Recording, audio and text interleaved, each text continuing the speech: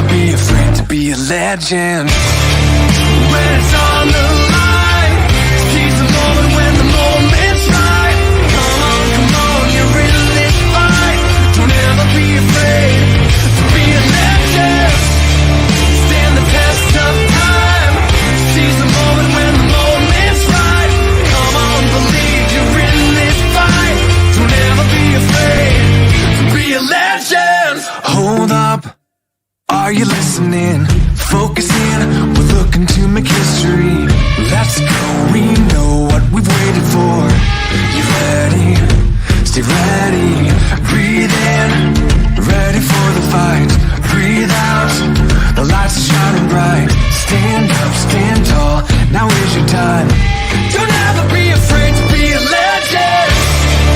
When it's on the line, seize the moment when the moment's right. Come on, you're in this fight. Don't ever be afraid to be a legend. Stand the test of time. Seize the moment when the moment's right. Come on, believe you're in this fight. Don't ever be afraid to be a legend. Relentless, cold as they come. They ain't seen nothing like us. This legend runs in our blood. We're coming shots from a gun. Can't handle nothing like us. Get ready, our time has come.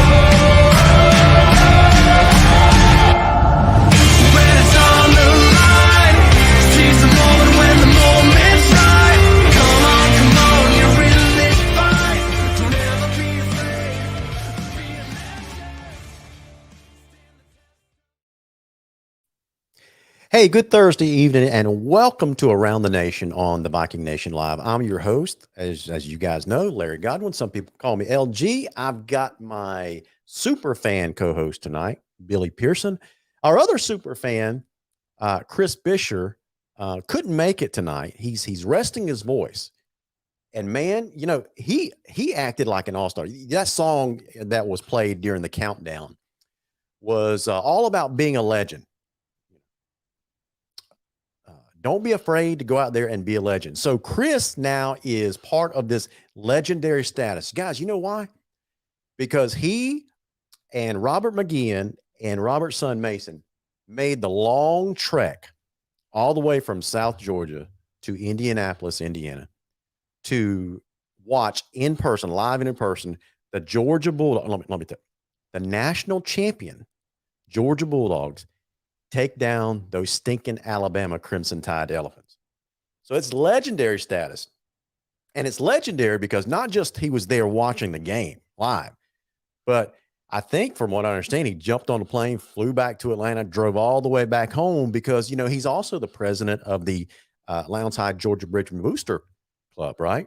And so they were having, the Georgia Bridgman were having their senior banquet on Tuesday night, the night after the national championship game. So obviously Chris wanted to be there for that. So I think he didn't sleep for like 24, 36 hours, something like that, because he was that dedicated to the young men and women as part of the Georgia Bridgman. So that's why I think he's approaching legendary status now. So his voice is a little hoarse, screaming at the game, the banquet, attending that. And so we gave him the night off, but don't worry, he's going to be back in good order, good fashion to join us in future episodes. So it's just me and Billy tonight, guys. That's it. And speaking of Billy, let's go ahead and bring him on the screen. Billy, how are you, man? I see you got a nice shirt on there, bud. Yeah, I'm representing a little bit, but hey, it really does take a legend to hurt himself watching a football game. You're absolutely right there, man.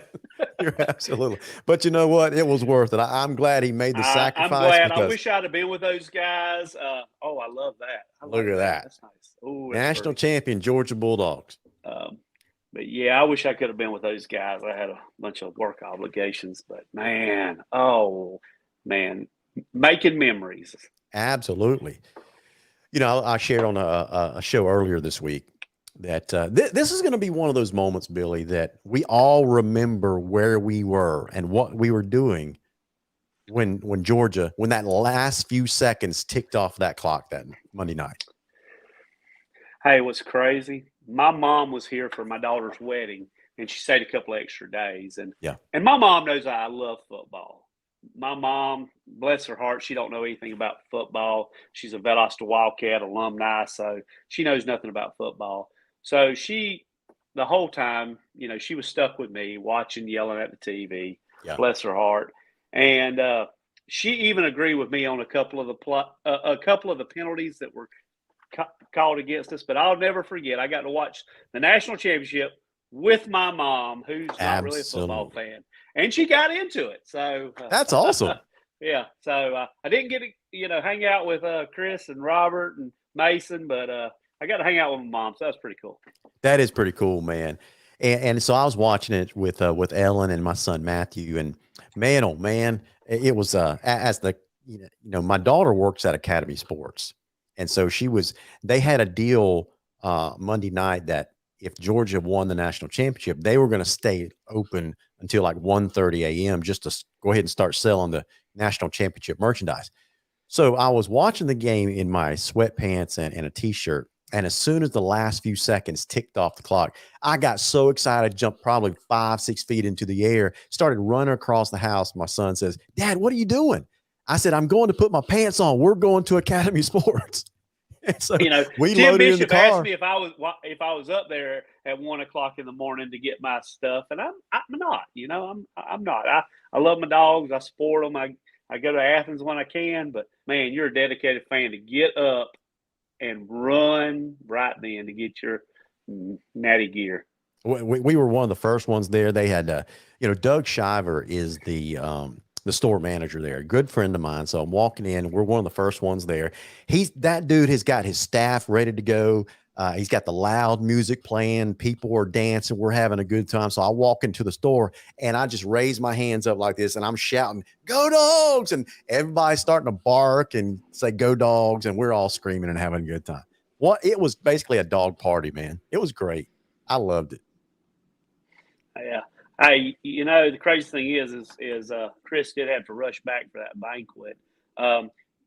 And that's the funny thing, to have a banquet like that right after the national championship, right? It had to be planned by a bunch of Auburn fans. So.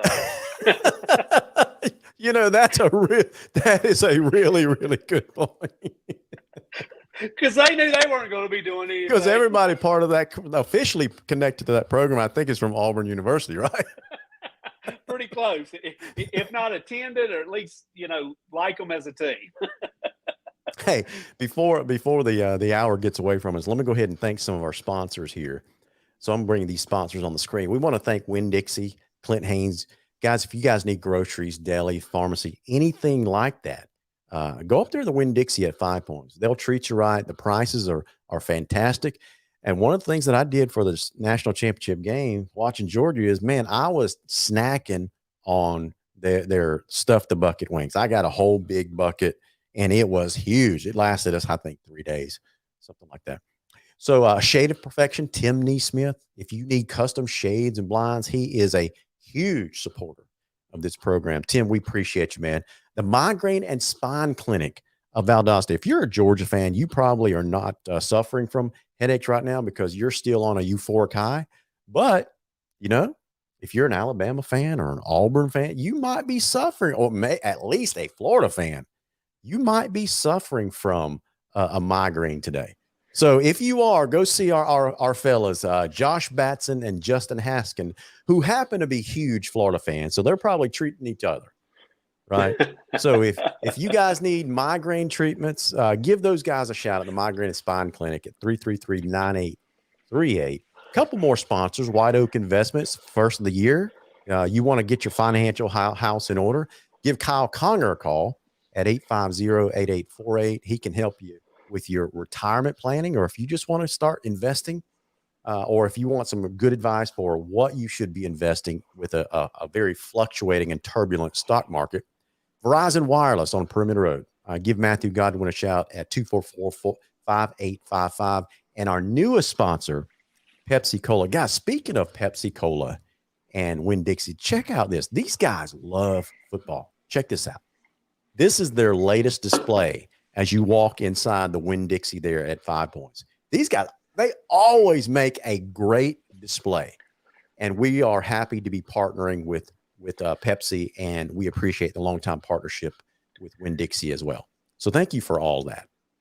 So those are our sponsors, Billy, and I think every one of them. Now I've got lunch with another potential sponsor tomorrow. So hopefully by next week I'll be happy to announce an additional one. So wish me luck, man. I got to close the sale tomorrow.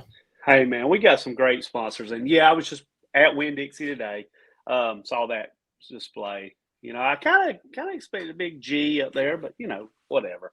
But we need to actually have Josh on the show. You know, he is a big sports fan, even though he does like the Gators and Jacksonville Jaguars. I won't hold that against him, but he's a big football fan, and he knows a lot about sports. We ought to have him on the show. Absolutely. I think, speaking of Florida, I think it's been like 4,571 days or something like that since Florida has last won a national championship. So I think it's like 13 plus years. And so I asked Nick Kudik, I don't know, some of you guys know Nick. He used to live here in Lowndes County, used to be a former pastor here, has moved with his family over to Brunswick. So we still keep in touch. And he's a huge Florida fan, Billy. You may know. I know.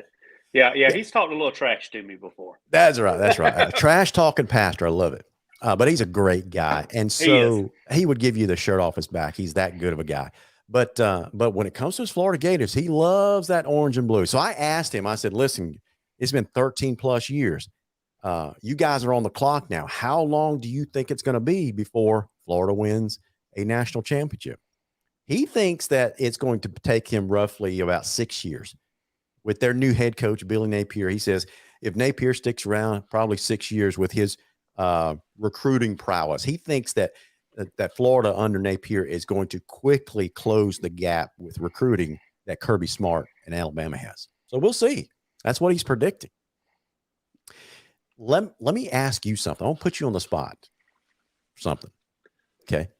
Let me set it up this way. One of the things that one of the interesting things that I found when I was watching the national championship game and in the aftermath, things like that. One of the things that I saw leading up to that game was not a statement, but a post by Jamey DuBose, head coach of the Lowndes football team, right? And there's an interesting connection that he has with the two teams that were playing, Georgia and Alabama, in the national championship game. And this is what he said. He said that no matter who wins tonight, a former player I coached will win a national championship for the 5th straight year. And then he still goes on for to fifth time, not necessarily straight. I don't think it's been straight. It's been the 5th time. Well, this is what he said. This is I'm quoting him for the 5th straight year. Okay. Yeah. So he says Markel Benton from Bama, Justin Ross from Clemson, Peter Parrish, LSU, Javian Cohen from Alabama, and then he goes on tonight. Cohen and DJ Rios from Alabama, and Jackson Meeks for Georgia. So he goes on to say, he closes it out by saying the process works. Proud for these guys. So that's a pretty strong statement from him. I didn't realize he had that kind of connection with those players. Yeah, I mean it's kind of crazy that when you think about Nick Saban, we'll just throw him out there, and how many players he has coached that went on to the next level. Now you're talking about our head football coach, right, coaching that many guys that have not only played in but have won a national championship, because naturally Jackson Meeks for Georgia became his 5th, and it wasn't another Alabama player. So naturally that says a lot for him that he coaches the type of caliber kids that move on to the next level, that play at a championship level, not only in high school, but in college. Right.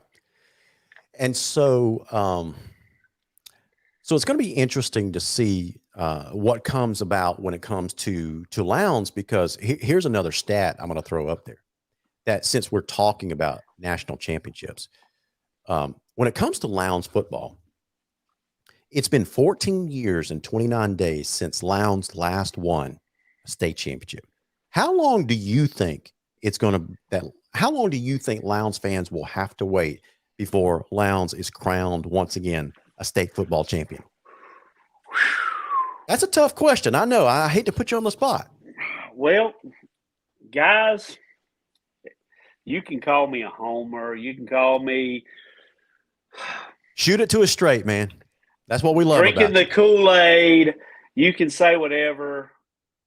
I love my Vikings. There's no doubt about it. I love my Vikings. I bleed crimson and silver, and I mean, you know me, and you know that I support the Vikings and everything they do. Right. And not to knock Jamey DuBose or any other coach, present, past, future. To be honest with you, I don't know that in the highest classification, Lowndes will ever be able to win another state championship. Whoa. And I'm just going to say it like this. It's a matter of Jimmy's and Joe's. Okay. Hey, you went, hey, you muted your line.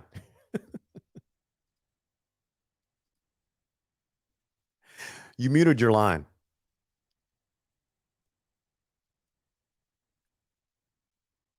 Yeah, why don't you disconnect and connect again? I think your earbuds turned you off or something.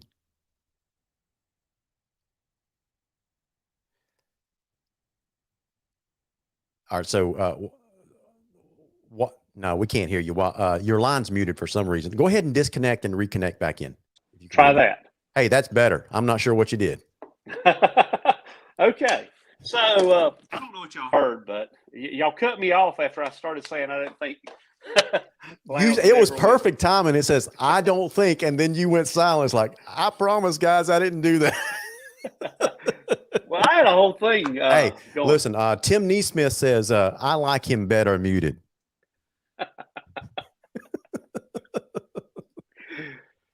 And some people like me better when I'm blank on the screen and you can't see me. So either way, Tim.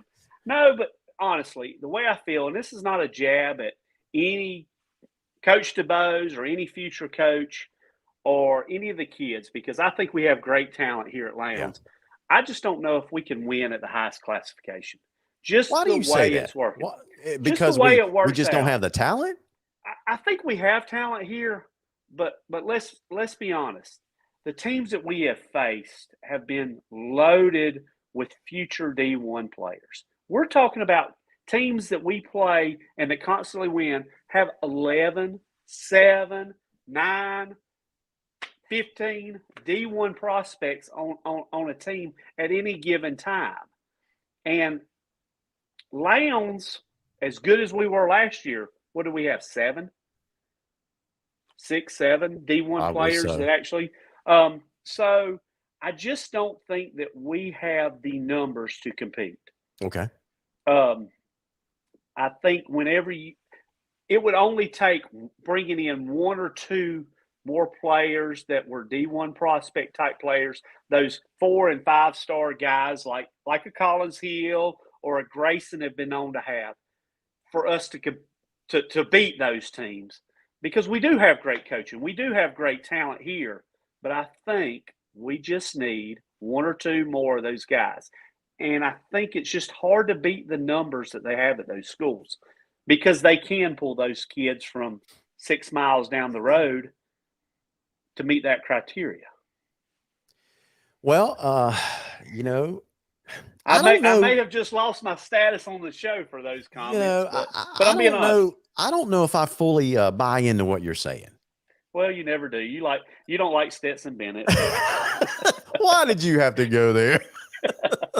I'm not a Stetson Bennett fan. No problem there. But to say that you don't, I don't want to misquote you.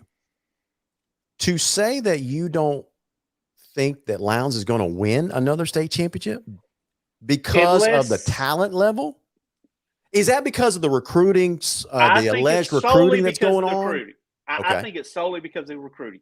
If Robin Hines and the powers that be at the GHSA would find a way to eliminate recruiting and specifically in Gwinnett County school system, quit allowing the transfers just because you live within a block of the school. Yeah. Or 3 blocks from another school, you can go to either school. It doesn't matter what school you're closest to. It doesn't matter what school you're farthest away from. Within Gwinnett County School, they have open enrollment, and it doesn't matter where you live. So you can load a school up to be a football school. You can load a school up to be a baseball school. If you don't believe it, look at Parkview last year. Right. You They had some can't tell me monsters. you can't tell me within a 6-block radius of that school that you had that type of talent. Come on, guys. It's kind of like 81 million people voting for one guy that nobody likes. It just doesn't add up. But you don't think that was the case? I mean, that was the case back in 04, 05, 07 when Lowndes won state championships? Well, social media had a lot to do with it. And I'm not blaming it all on social media, Right. but media outlets in general. Let's be honest. Here's what Franklin Webb says that it sounds like he's agreeing with you. Basically what you're saying, they're not D1, but they have 4 or 5-star recruited players. Exactly. Right? They're just not regular D1 athletes. These are elite athletes. Elite D1, Power 5 school D1 athletes. Because let's face it, we had some kids that went to Miami. We had some kids that went to Vanderbilt. And not to knock those kids, but we also had kids that went to Memphis, that schools that aren't playing for national championships. I mean, we got SEC quality opponents every weekend that we play from those Atlanta schools. And I just don't know how you can compete with schools that have, 3, 4 stars and a 5-star. Well, I kind of agree with you, but I disagree with you at the same time. Because I remember just a few years ago, right? Lowndes, a heavily underdog-laden Lowndes team went up to Grayson and beat a star-studded 5-star laden Grayson Rams team in the semifinals of the. Okay. What year was that? Was it 16 or 17? I'm thinking you're right, but let's talk about that game. Yeah. What is the one thing that game had? Rain. Okay. What was Grayson Freezing good rain. at? What was Grayson good at? Passing the ball. What do you not do in the rain? You don't throw the ball in the rain. Yeah. And not saying that that's the only reason. I'm not a Bama fan and looking for excuses that our best players were out. I'm just saying we took that game and we took them out of their comfort zone and were able to beat them. Sure. So that's one game. That's one game. We have to find a way to win 5 of those. Right. We have to find a way to win 5 of those. And that's tough. And it almost seems like we're on an island down here. I know Moultrie has been the school and Bellas has been the school in the past. And Lowndes has been, during the early 2000s, we were the school to beat. But it always seems like it's us, these 1 or 2, or even just Lowndes in itself against all those schools up there. I agree with you to a certain extent. Every single year, they're in the metro Atlanta area, you're going to have 2 or 3 teams that are basically super assembled teams, right? Whether you call them transfers or recruits, whatever you want to call them, they're going to be these super assembled teams. But I got to remind you, man, just year before last, Lowndes makes it to the semifinals. In 2014, 2015, Colquitt goes 30-0 with back-to-back state championships against still a heavily talent-rich Metro Atlanta. So it can be done. So that's why I disagree with you when you say that. See, you threw Colquitt in there. You had me till you threw Colquitt in there. Because now, don't say that they were a recruited team. Let's be honest. All I know is there were 6 kids that were 19 years old that were from Alabama that played on that football, those 2 years of football. So well, I'm just saying, when they're ineligible in Alabama, they were able to play at Colquitt. Yeah. Call them transfers, call them migrant workers, call them whatever you want to, but they were recruited players, and I'm not buying it. Yeah. I Well, just you know, think I that, hope that until they fix this, I don't think that we have a very good shot. For sure. me to say, okay, next year is the year, 3 years is the year, I just don't know, because you never know what type of school or what kind of kids that are going to have it at, you know, Collins Hill may fall off the map after what they lose this year. They will. And then it's going to be another school. It's going to Sure. be kids and recruiting and everybody talking on behind closed doors That's right. about, Yep. hey, this stud is at Grayson. Let's all go play for Grayson. Yep. Hey, let's put the football talk and state championships on hold for a second, because listen, we're joined by our caller, our guest for the night, and that's Coach Antonia Tookes. Coach Tookes, are you with us? Yes, sir, I am. Coach, I just want to remind our audience that aren't necessarily basketball fans that you are the head coach of the Lowndes Girls team, and Coach Tookes, y'all are having a fantastic year. Yes, sir, we are. We are currently at 10-4.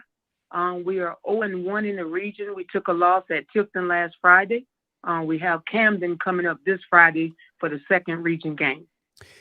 Yeah, let's revisit some of the games that you've played recently. You made a trip down to, I think, Central Florida, Orlando, Florida, where you played in a tournament over the Christmas break, and you lost in overtime to a pretty good Dr. Phillips team. And then you lost. You know, things didn't go your way against a Popco the very next night. Why do you let our viewers know, why do you play these really, really good teams in these tournaments like that? Well, you got to play the best to be the best. And when you go to these Florida Prospects tournaments, you're going to be playing the top teams in the state. And that's going to prepare us for the region tournament. I understand that. And so, speaking of the region, on January 7th, you travel up to Tift County, and in a hard-fought game, you lose a close game to Tift County. What does your team learn from losing these close games to these top-tier teams? Well, it's the little things that makes the big difference. It's certain things like boxing out, rebounding, and just mainly talking. And all of those things are correctable. And once we get those things correctable, I think we still is one of the best teams in the region. I think it's us and Tift. Now I predict that it's us and Tifton in the region championship. I got you. Well, Coach, I'm sure that your players are convinced that they're going to take the region title this year. So, are there any players? Which players? I should rephrase my question. Which players are really standing out for you this year? Well, over at Tift County, the shortest player on the court stood tall, and that was Casey Demps. Okay. She ended up with 17. She kind of kept us in the game until our other guards got hot, and we made a good run, but we just mainly ran gas. I understand that. Yeah, it was a close game. I think you came away with a loss in that game, 64 to 52, and it came down to the last couple of minutes. Then you rebounded a couple of last night against Thomasville, the Thomasville girls, and you beat them 50-34. Leads us into tomorrow night's region game against Camden County, which you're hosting. What time does that game start? That game starts at 6 o'clock here at Lowndes High School. 6 o'clock. Now, Camden is currently 5-8. What do you expect from the Lady Wildcats? They're coming in. They're not going to lay down for you. So, what kind of game are you expecting from your young ladies? You are exactly right. I expect Camden to come in here and try to steal one from us, and so that we have to be prepared we practice decent today, and we know what our assignments are tomorrow. So we got to hold our home court because we got to get back into this region run. Absolutely. Well, Coach Tookes, thank you so much for calling into the program tonight. We look forward to hearing from you in a couple of weeks, and hopefully we'll have another few region wins under our belt. Yes, sir. That's the plan. Yes, sir. Yes, ma'am. Thank you, Coach. Thank you. Have a good night. All right. Bye-bye. You know, both the boys and the girls basketball teams, Billy, are off to a fantastic start. They really are. The girls are 10-4. Yeah, they took one on the chin against Tift County. It was a close loss. They're 0-1. But like Coach Tookes said, It's going to come down to those two teams battling out for the region title. And the boys are currently 10-2. They're on fire right now. And guys, let's be honest. Tifton, even though I'm not a basketball guy, I do know who Tifton is when it comes to basketball. They are the Lowndes of basketball. That's right. Let's just be honest. They're the team to beat, Right. boys and girls. And you're gonna win some, you're gonna lose some. But the one thing I caught, took from Coach Tookes was the fact that she said, they play those tougher teams to get ready for region. Right. And I've said that about football, and I'll say it any sport you play. The tougher the teams, the better it's going to make your team. Absolutely. And we see that with the Lowndes football schedule coming out. I think we got a couple more teams to find to put on the schedule. But that's going to be coming out shortly. I think all the teams in the state have to submit their schedules by March 1st. I believe that's right. So we'll see. Hey, someone wants to challenge what you said a while ago, and that's Mike Fletcher. He says, you ready for me to discredit Billy? So, Mike, I know that you're traveling on the road tonight as you're listening in to the program. Hey, look, why don't you call us, number 229-469-1205, and give us an update, Michael, what you've been up to, because Billy, he's been working with the 8th grade all-star team. Yes, he has. Yeah, and so he wants to challenge what you're saying about talent there in Lowndes County. And I, to your defense, I don't think you're saying that Lowndes is devoid of talent and the cupboard is bare. That's not what you're saying at all. No, not at all, guys. Not at all. Here's the deal. If it was just strictly the number of kids we put on the field, we would beat every team in the state 100-0, because we have more kids go out for football and stand on our sideline than any other school in the state that I've seen, and I've watched more than just Lowndes football. I mean, I'll be honest. If you see 130 kids standing on any other sideline in the state of Georgia, you call me and you let me know I'm wrong. I don't believe you're going to see it. Well, I'm happy to report that, in the off season so far, that number has swelled to like 145. Yeah. So are you going to tell me that even a school as big as Mill Creek or whatever has that many kids on the sideline? I don't think so. No. I mean, they don't have that many fans in the stands on a Saturday when they're playing. So certainly they don't have that many kids on the sideline on Friday or Saturday, whatever day they play up there. I don't even know. But all I'm saying is the top tier players, I don't think that we can compete with the number of top tier players just because those are once in a lifetime players. And we get one or two of them, they're getting 5 or 6 or 7 or 8 or 11 of those kids. Well, and that's the numbers game that they're beating.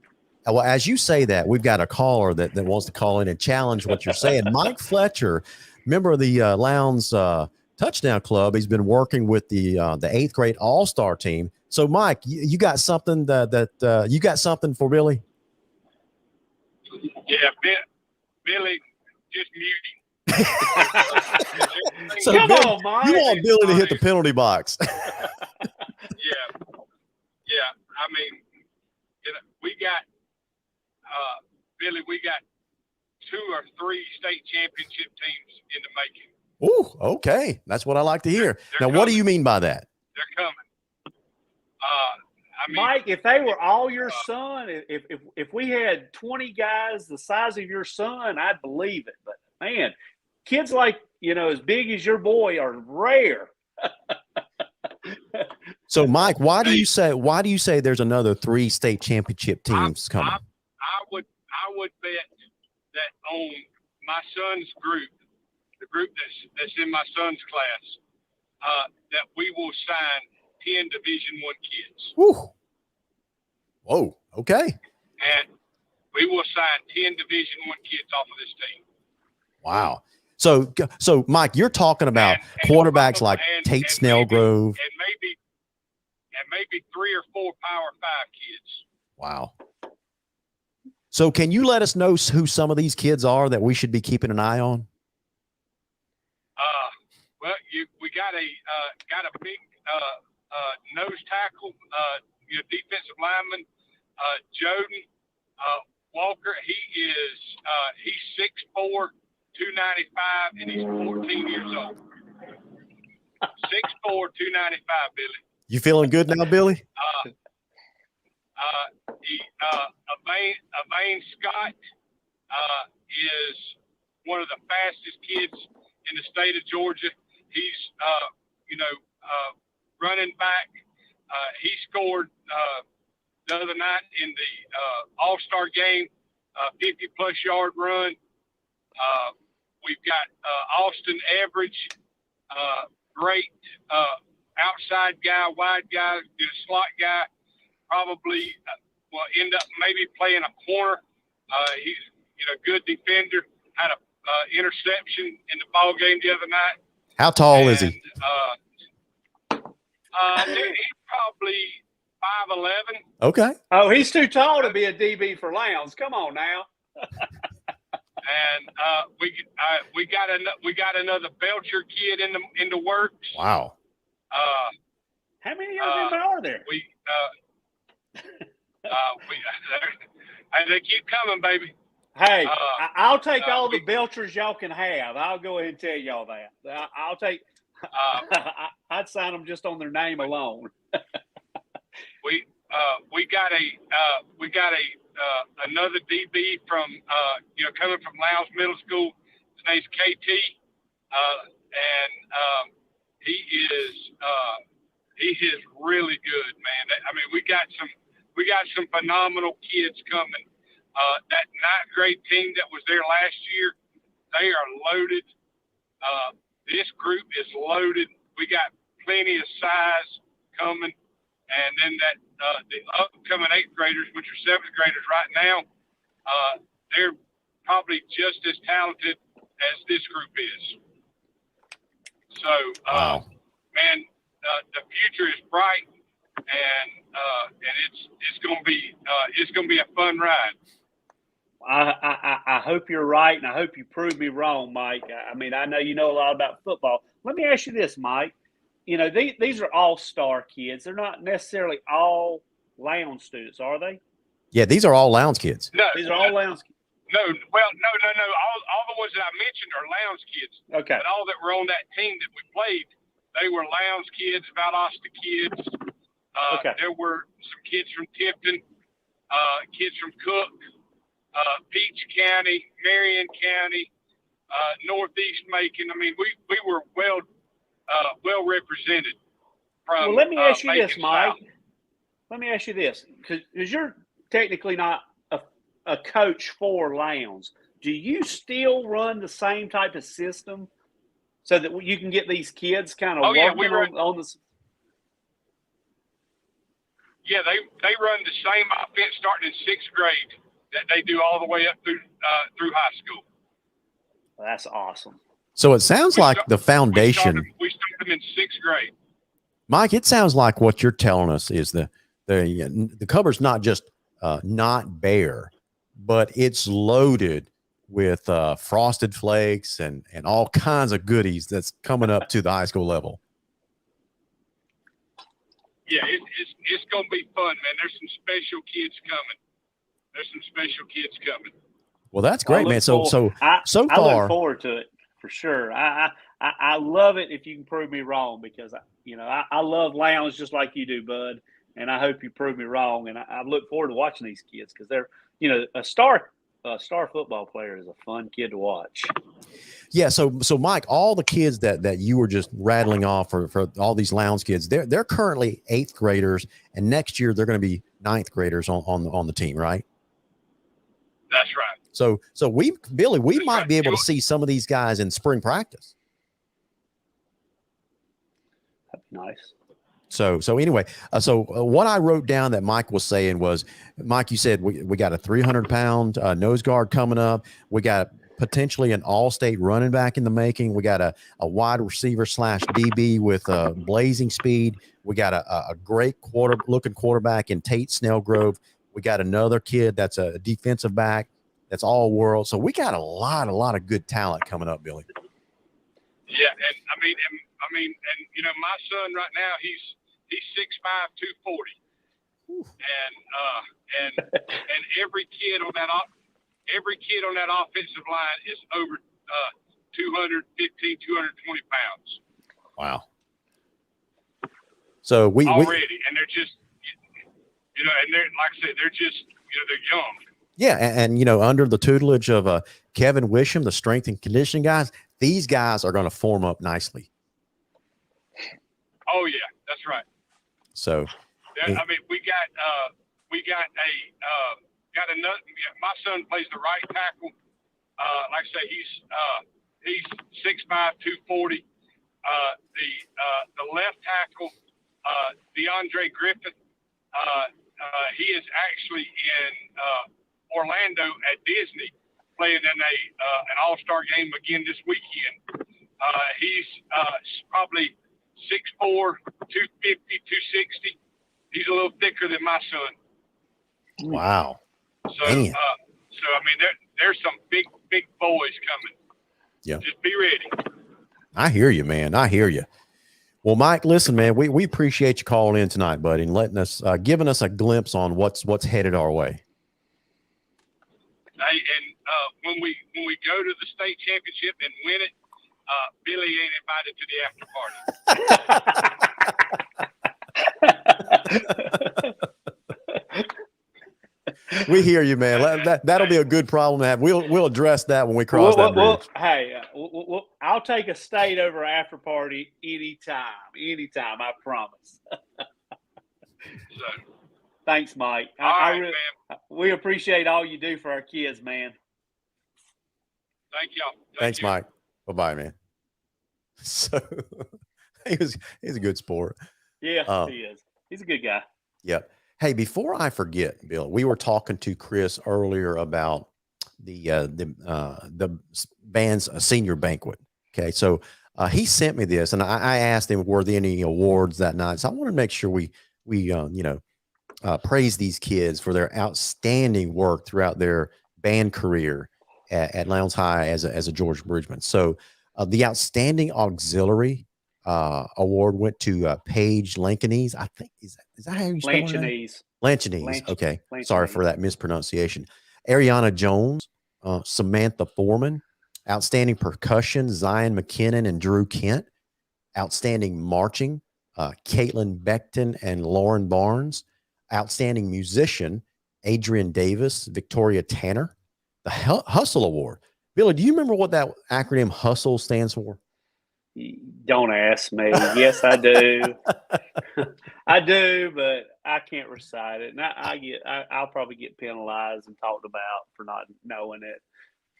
But yes, my kids have studied it, and my friends have studied it their whole life, and I suck. That's right.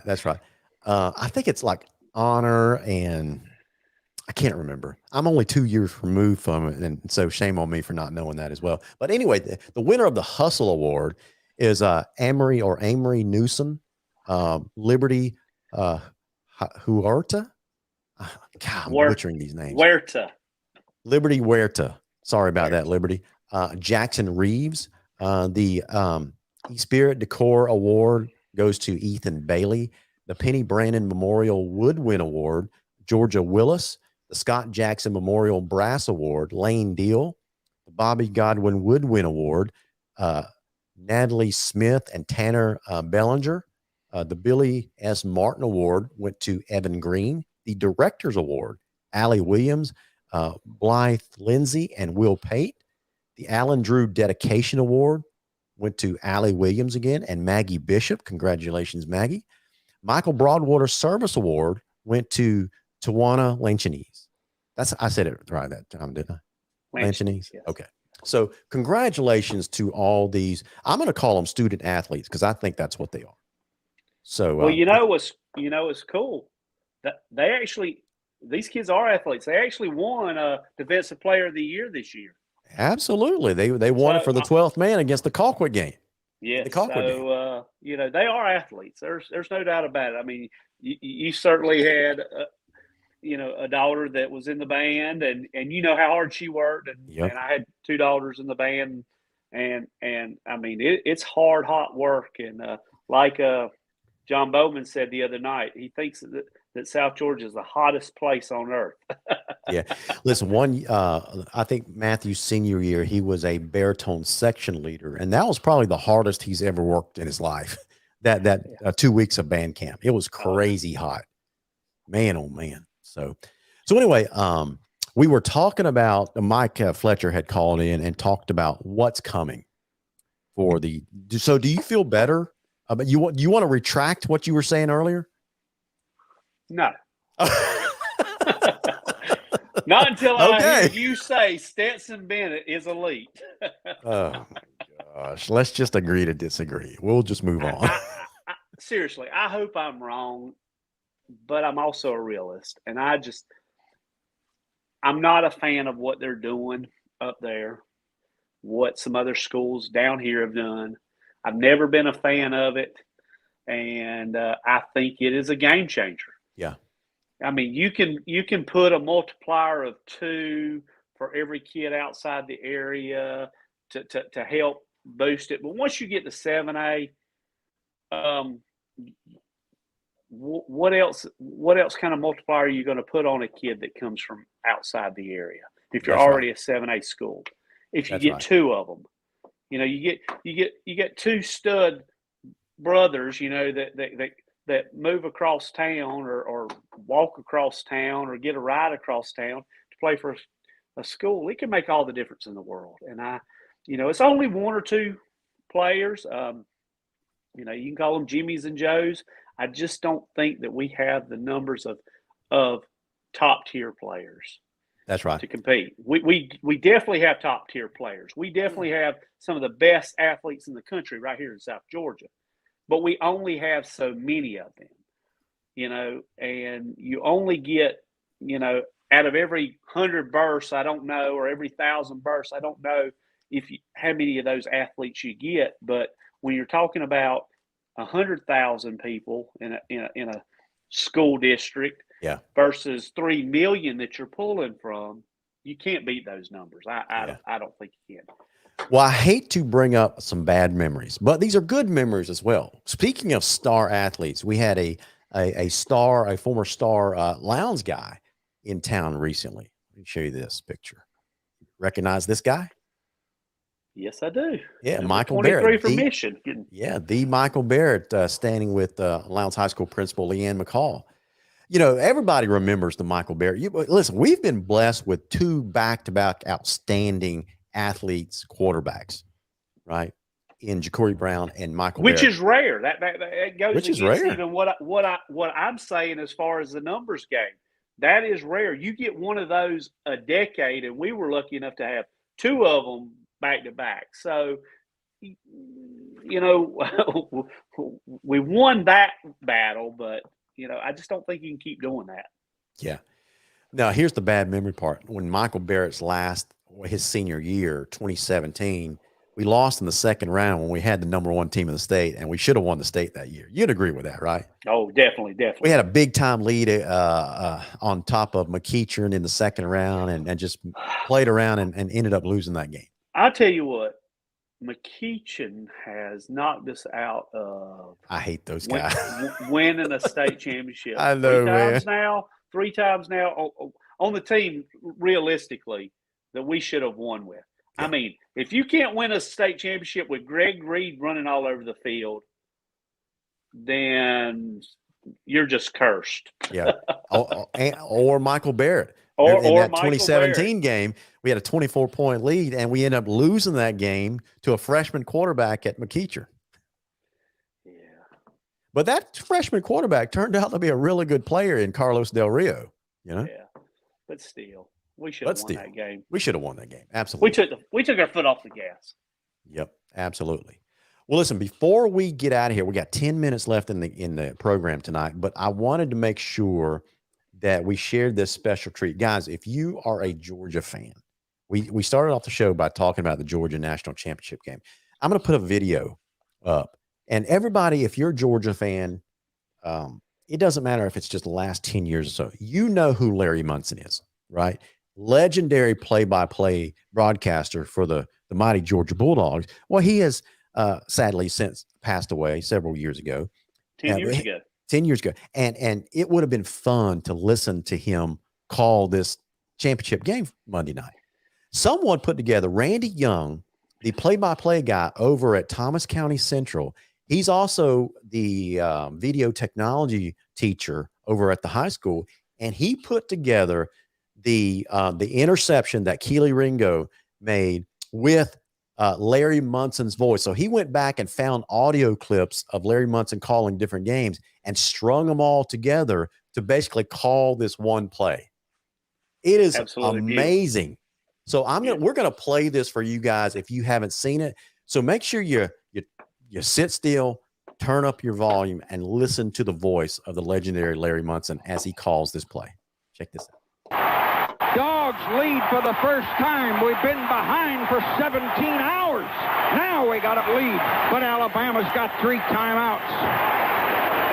Everything now is extremely large. Georgia suddenly has climbed on top. The team on the bench asked the crowd to get in it again. Here's Alabama trying to save themselves. Alabama up to the line. Is this the last time of the day for them? Where does he throw? 3 left and 1 right. He's back to throw. He's throwing along to the left. Intercepted on the 30, 5, 10, 15, 20, 25, 30, 35, 40, 35, 50. Touchdown, touchdown, touchdown. Inside and came wide open. 68 yards for a touchdown. Part of that new patched up, crippled up, gone, graduated, sunk secondary. Suddenly. How special was that, man? Man, I heard gosh. that about 10 o'clock this morning when I should have been working. Yeah. And boy, I'll tell you what, man, I about lost it because, like I was telling you earlier, I used to turn off the TV and turn on the radio just to hear Larry Munson call the game. And, when, like you talked about, some days we didn't even get the game because we only had 2 or 3 channels. And that was the only way to get the game is to listen to Larry. So, right. And I can't believe you haven't even noticed my name tonight. Your name on the screen? Yes. I don't see your name on the screen. Why is the name not on the screen? Huh. I don't know what has happened to the names on the screen. Normally our name is displayed, but you should see mine. It's awesome. Well, what does it say? Because I don't know what has happened to the name on the screen. It's Go Dogs. Man, oh man, what in the world has happened? Y'all wanted me to put Bubba Price up there as my name one time, and I think Chris actually did it one time, and then I do it, and nobody can see it. Man, I'll tell you what. Very Godwin, you messed me up. I did, man. I have no idea what has happened to the screen name. I'm sorry, dude. I mean, first you mute me when I say, we're never going to win another state championship as long as the recruiting's allowed. And listen, I think either Thor or Odin himself muted you because I promise you I had nothing to do with it. Hey, and I want Lowndes fans to know I'm not knocking our players. I'm not knocking the talent that we do have because we do have great kids.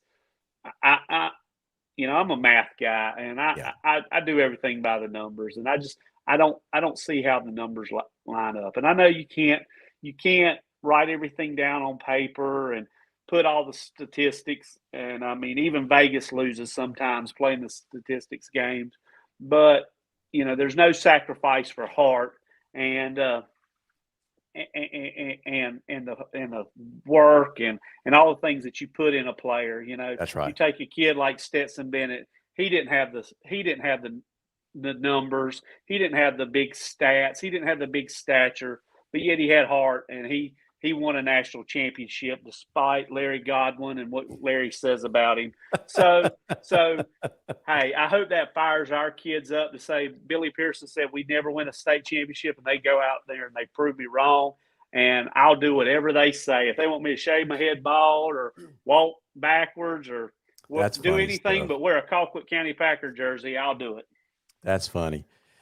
Well, listen, guys, we're approaching the end of the show in the next 5 minutes. So if you haven't had a chance to enter for your chance to win a couple of Viking Nation t-shirts and the Stuff the Bucket meal from Winn-Dixie, go ahead and enter now. You see the instructions right there on the screen. Type in #OneLounge into the comments, and that's all you got to do to enter for your chance to win that drawing. We're going to have 2 drawings at the end of the show. The first drawing is going to be for 2 t-shirts, size of your choice. The second drawing is going to be for another 2 t-shirts and the Stuff the Bucket meal. All right. So we're giving away a lot of shirts tonight, Billy. Let's see, we got some comments here. Everybody's starting to get in on there. Oh, by the way, another former Lowndes great announced that he is transferring back to the Azalea City and now will be a Valdosta State Blazer. Hey, it is crazy because I'll tell you what, those speakers at that stadium are used to saying touchdown Tisdale. So they'll know what to do. The speakers will know what to do because one night, fall not too long ago, 600 and something yards of rushing by this one player. It's amazing. So it's good to see Travis back in Valdosta, and I wish him the best. I think he's got 2 more years of eligibility.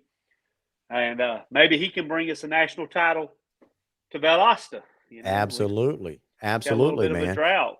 And now that he is a legal aged adult, I think the title to Bazemore Hyder Stadium has been transferred to Travis Tisdale because he owns that place. He owns that place. Oh, does he own it? I mean, I'll drive by there sometimes in the middle of the week going to pick Michelle up for lunch, and I'll drive by the bays, and I hear the stadium.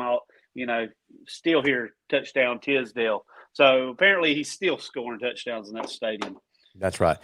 Hey, the last thing I'm sorry guys, but we just didn't have enough time to cover all the topics that I had on the agenda tonight. We'll just move them to next week's agenda. So y'all tune in next week to cover some of the GHSA news coming out. We might have more details for you next week as that stuff is being discussed. But the Region 17A is going to have a new look as far as football next year, right? It's going to be Lowndes, Colquitt, Camden are the 3 programs that we're accustomed to the last few years. Then next year, we're also going to have Valdosta rejoining us in the same region, as well as Richmond Hill. So some of those schedules are starting to be released. Colquitt County just released their schedule for next year. Here's the teams they're going to play. August 20th, they partner with Lowndes and will play Deerfield Beach at Martin Stadium. You guys, you heard me right. Colquitt County is going to be the home team at Martin Stadium in a doubleheader, and they'll play the 5 o'clock game against Deerfield Beach. Stockbridge High School is on their schedule for August 26th. September 2nd, they play Tiff County at home. September 9th, they go to Leesburg and renew that rivalry with Lee County. They're open on September 16th. They play Cedar Grove. Remember how good of a team Cedar Grove was last year as a 3A program? They host Cedar Grove Saints again on September 23rd. September 30th, they've got a home game against Lincoln County out of Florida or out of Tallahassee. October 14th is when they start their region schedule. They've got a home game against Camden County. October 21st, Lowndes goes over to Colquitt County. And then October 28th, they're going to be on the road at Bazemore Hyder to take on the Valdosta Wildcats. And then on November 4th, they end their regular season traveling to Richmond Hill to take on the Wildcats of Richmond Hill. So that's the football schedule for the Colquitt County Packers next year. So they've got some interesting opponents on there. Not as strong a schedule as Colquitt normally has in the past. I don't know much about the team out of Florida. I think, don't we play Heritage? We play American Heritage. Yeah, American Heritage. They're a really good team, but I don't know too much about the school that Colquitt's playing. I've actually watched American Heritage play Colquitt, as a matter of fact, several years ago at Colquitt County. So they're a real good school. Not a lot of players, but a lot of talent. Real good school. But Colquitt generally plays a little tougher schedule than I think they're playing this year. And I don't know whether they're just got a little wounded pride and they're backing off or what the deal is. Yeah. Listen, the Lowndes hater, Justin Haley, weighs in with Let's Go Valdosta on a Lowndes show. Justin, what is wrong with you, man? I'm kidding. He's just picking at us. The last thing, guys, is Colquitt is going to be an interesting story next year because they just hired a new head coach over there. A new old coach. The former offensive coordinator of the back-to-back state championship teams over there in 2014, 2015, Sean Calhoun returns to Moultrie as their head coach. So he's going to be implementing that rush approach offense probably. That's probably what my bet would be. A two-time state championship offense. So that's right. So it's going to be interesting to see how it goes. What's that now? I think it's 14 and 15 they won back-to-back. Yeah, and they went 30-0. 30-0, national champions. So that will be interesting to see. They will put some points up. I don't care what kind of talent they have. They will put some points up with this offense. Yep. So it's going to be interesting to see what happens. Because this region is going to have a brand new look. Jeff Herron is in his second year, so back at Camden County, he's going to have that wing tee ready to go this year, I believe. Colquitt is going to be pretty strong. Secret about that wing tee: if y'all would just stack the box, blitz on every play, you can beat it. Hold on, I gotta check something out. Someone just sent me a text and it cannot be right. It just cannot. This has got to be a joke.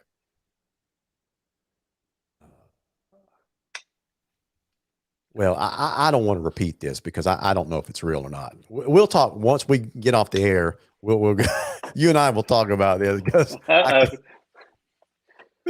hey guys, can I say something about the rumor mill? Because I hear a lot of rumors. Okay. And if you don't know it's true or you just think it's speculate, it's best not to spread it because some people get their feelings hurt over rumors, especially when it's concerning coaching, who may be or may not be. Because I heard 14 times who was going to be a coach at Valdosta last year, and it wound up being Shelton after all.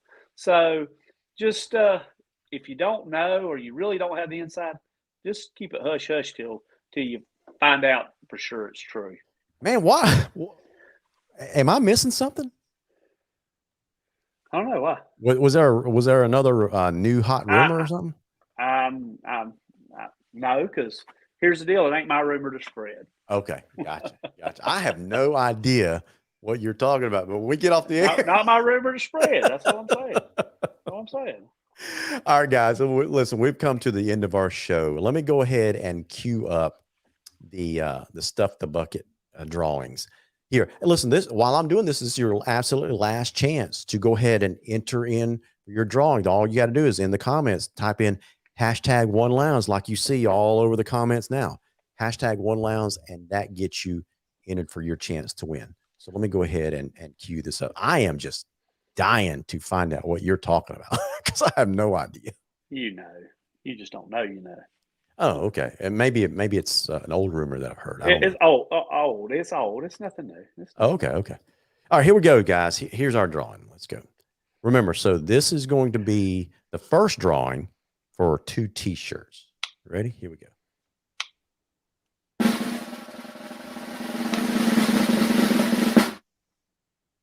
And it's going to be, who's it going to be? Franklin Webb.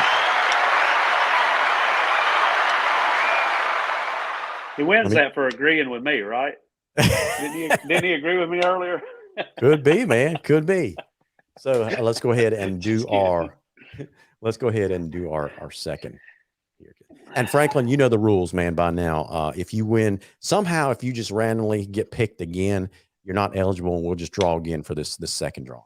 And this is for 2 T-shirts as well, plus the Stuff the Bucket meal.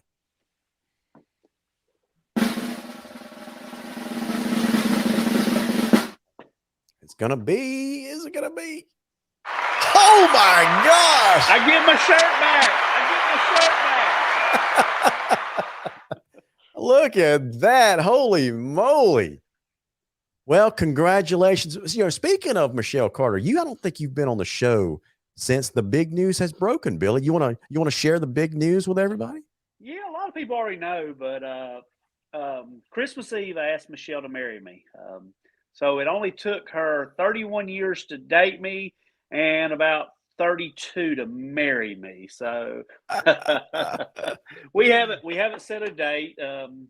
Maybe we can have her on to kind of show off her ring. I know she's proud of it, and I'm happy she is because she's a beautiful woman and a great person. And she's probably the only person that yells as much as I do during a football game. So, Well, the only question is, when Chris and I were on the show by ourselves last week and you were out, we were speculating. We played the engagement video where she's opening up the 2,000 boxes that you wrap the ring in, right? And you guys hugged and things like that, but we never heard. And Chris is the one that spotted this. We never heard her say yes. She whispered it in my ear. Well, not really whispered it, but her face was. I mean, she was emotional wreck because number one, guys, I'm not going to say I completely surprised her by never even mentioning the fact that I wanted to marry her because we had talked about it. I told her that I felt like that I wanted to marry her, and so I kind of was filling her out before I ever actually asked her. I've seen the all the heartbreak movies and all where the girl says no and the guy's left there standing there with an empty box. Yeah. But basically she knew it was coming. I mean, but she didn't know it was coming at Christmas. She didn't suspect it at all at Christmas. She figured at the earliest, maybe New Year's, that we would do something big for New Year's, and I would do it then, or maybe later on, Valentine's. So it caught her off guard. But yes, she did say yes. She was crying and sobbing in my ear and did say yes. So everybody did ask the question, did she say yes? She said absolutely. So, well, that's great, man. Congratulations, dude. Hey, listen, by the way, I just figured out what happened to the names on the screen. You see it on their screen now. It says Go Dogs. Yes. Okay. Right. I see it now. So we just discovered a flaw in the software because when I put the comments up on the screen, the name disappears just like that. Oh, okay. So not really a flaw, but it probably just takes that space. Well, I've got to call tech support and see if that was done on purpose. Okay. So anyway, congratulations, man. We are all thrilled. And you just got through this past weekend, married off a daughter, right? Yeah. Kylie, my oldest daughter, she was the one that made me a dad. Her and I were really close, and I cried like a little girl. People asked me if I cried. I said only twice. Once when I woke up and once when I went to bed. So, so I got one last question to ask you before we end the show for tonight. How long did you and Kylie have to practice that dance that y'all did? We have practiced that dance our whole life. Is that right? Yeah. I think we went back and we figured we had went to 14 father-daughter dances that Jeff Stewart and First Presbyterian Church puts on every year, or used to put on. I think last year it got canceled and they're not going to do it anymore. But I think we went to 14. Over 16 years, we went to 14 of them, and we practiced. I always called her my brown-eyed girl, or actually my brown-eyed squirrel, just kind of play on the song. I always called her my brown-eyed girl because she is brown-eyed and beautiful, and we always danced to that song at the father-daughter. I've got pictures of us dancing poolside to it. We play beach music. I was always a beach music kind of fan, and the Carolina Shag, so we kind of have always put our little simple spin on it, and we did practice it and went through the steps that we were going to do because I don't always do the same steps. So we kind of, for the wedding, we wanted to kind of clean it up so that she knew exactly where I was going and I knew exactly where she was going. So we practiced it seriously Probably about a week. Yeah. Probably a week and a half. But I got to tell you, I loved your original answer. We've been practicing that dance her entire life. It really got have. me almost choked up. That was such a great answer.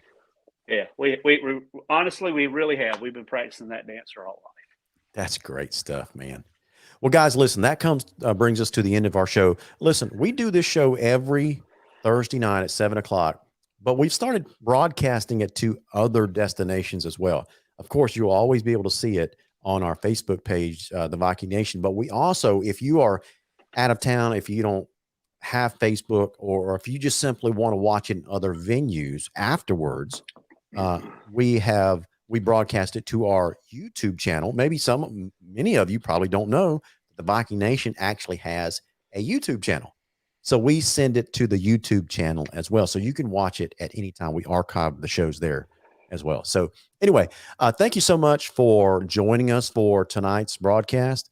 Come back next week and we'll have some more fun with you guys. So for Billy Pearson, Chris Bisher, who couldn't make it tonight because he's recovering from the national championship game, I'm Larry Godwin. You guys have been watching Around the Nation on the Viking Nation Live.